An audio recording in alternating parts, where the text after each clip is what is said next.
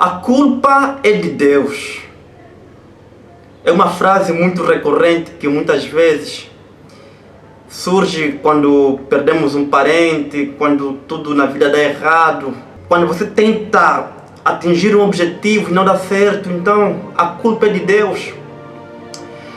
Quando você olha ao redor e repara que parece que todo mundo prospera, todo mundo cresce, todo mundo sorri, é feliz, mas você não. E você pergunta, onde está Deus? Por que se importa mais com os outros e comigo não? São questões que não saem da nossa mente. São questões feitas no dia a dia. Mas a questão é, quem é o culpado pelo sofrimento do homem? Por que nós sofremos? Por que nós choramos? Nós vivemos num mundo onde a paz não dura muito tempo. Parece que a maior parte do tempo é sofrimento, é lamentações. E os momentos de felicidade duram só um pouquinho. No livro de Jó, capítulo 19, versículo 25, aqui Jó diz: porque eu sei que o meu Redentor vive, e por fim se levantará sobre a terra. Quando Jó disse essas palavras, ele passou num momento difícil, acabara de passar por um momento difícil, onde ele perdeu tudo, perdeu família, perdeu casa, perdeu fazendas, perdeu animais, perdeu toda a sua riqueza. Jó ficou absolutamente sem nada, somente com seu corpo manchado, coberto de um câncer maligno. E ali pessoas chegaram até Jó e disseram: Jó, mas que tipo de Deus é esse que você, mesmo sofrendo desse jeito, ainda você adora? Amaldiçoa o teu Deus, abandona o teu Deus.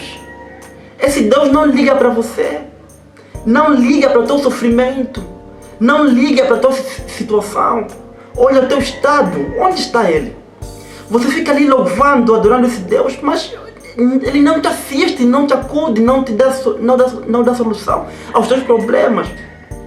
Mas diz a história que Jó, apesar de tudo, Jó não pecou. Jó confiou em Deus. E sabem, uma lição importante que se aprende na história de Jó é que se Deus abençoar ou não, Ele é Deus para você, é Deus para mim. Se a figueira florescer, Ele é Deus para mim, também é teu Deus. Continua sendo Deus. E mesmo que a figueira seque, ainda assim também Ele é Deus.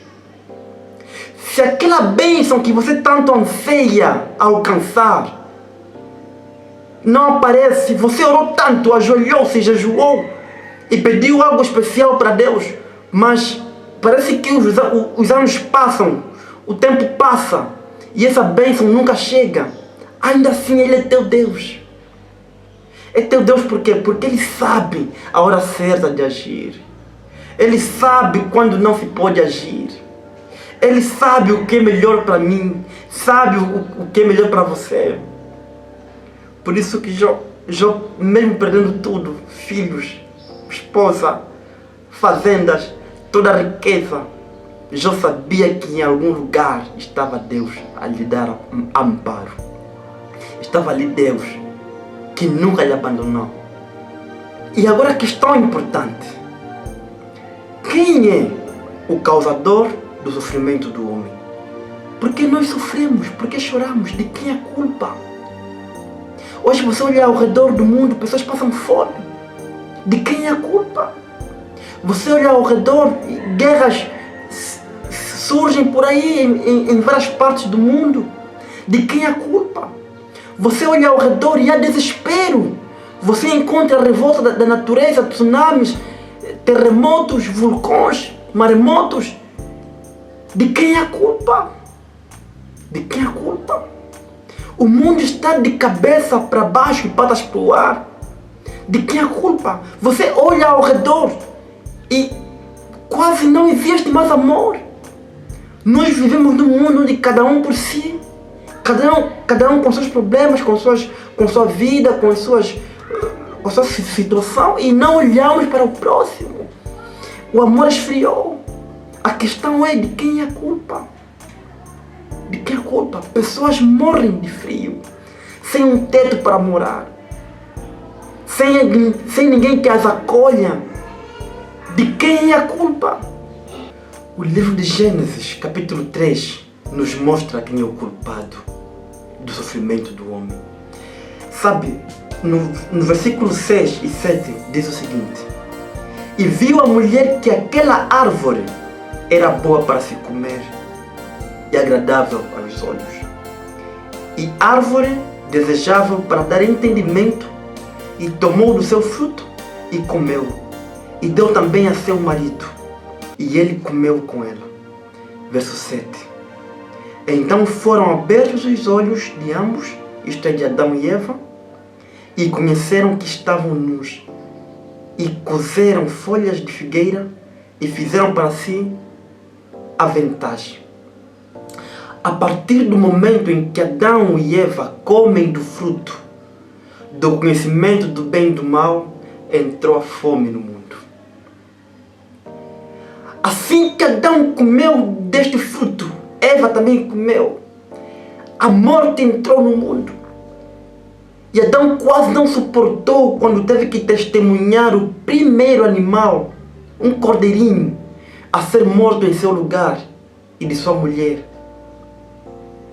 Adão não suportou quando começou a ver calamidades, quando começou a ver as folhas das árvores a ficarem ressequidas. Adão não suportou quando começou a ter que transpirar para se alimentar, quando teve que começar a cultivar a terra para se alimentar. Adão não suportou quando começou a ver pessoas morrendo, quando viu seu filho Abel morto. E Adão teve um arrependimento profundo. E o toque desta árvore, o toque deste fruto, o facto de eles terem comido desse fruto, fez com que toda a maldade entrasse no mundo, toda a desgraça entrasse no mundo, o desespero entrasse no mundo, o tormento entrasse no mundo. Hoje pessoas choram, pessoas lacrimejam, pessoas lamentam, pessoas tiram a própria vida. Por quê? Porque o ser humano não cumpriu com aquilo que Deus mandou. Não toque na árvore do conhecimento do bem e do mal. E para terminar, tem pessoas que perguntam: onde estava Deus quando meu filho morreu? Onde estava Deus quando meu marido morreu? Onde estava Deus quando minha mãe morreu? Onde estava Deus quando naquele acidente eu perdi o meu avô, eu perdi a minha avó? Sabe, não é culpa de Deus porque as pessoas morrem. Não é culpa de Deus porque as pessoas sofrem. Não é culpa de Deus porque as pessoas passam fome, passam frio, passam necessidades, passam situações difíceis. Não é culpa de Deus. Fomos nós que não cumprimos o contrato. Fomos nós que lá no jardim falhamos. Fomos nós que trouxemos toda essa desgraça para o mundo. Fomos nós. Deus não teve culpa nenhuma. Por isso as pessoas morrem, sofrem, passam fome, passam frio e outras situações difíceis. Somos nós. Mas apesar de tudo, Deus nos dá esperança. Está a ver tudo aquilo que nós perdemos quando pecamos, quando Adão e Eva tocaram na árvore ou comeram do fruto. Aquela vida que nós tínhamos, Deus está disposto a devolver para nós. Deus está disposto a fazer com que eu e você voltemos a viver eternamente. Sonhamos com a vida eterna. E sabe, para garantir isto, Ele mandou o seu Filho Jesus, que veio ao mundo, que morreu por nós, que morreu por ti, que carregou o nosso fardo, que aceitou levar a nossa cruz, a tua cruz. Aqueles açoites que Ele levou eram para ser nossos. Aquele prego cravado em suas mãos deveriam estar cravados em nossas mãos, mas Ele aceitou levar o nosso peso. Aquela morte de Jesus na cruz era para ser nossa morte, Mas Jesus aceita sofrer em nosso lugar, se entregar em nosso lugar. Tudo para te salvar, para me salvar. E depois de tudo feito, o que Ele pede para você e para mim é que nós aceitemos o seu sacrifício. É que nós aceitemos os seus feitos. Que aceitemos a Ele como Salvador da nossa vida, nosso Senhor.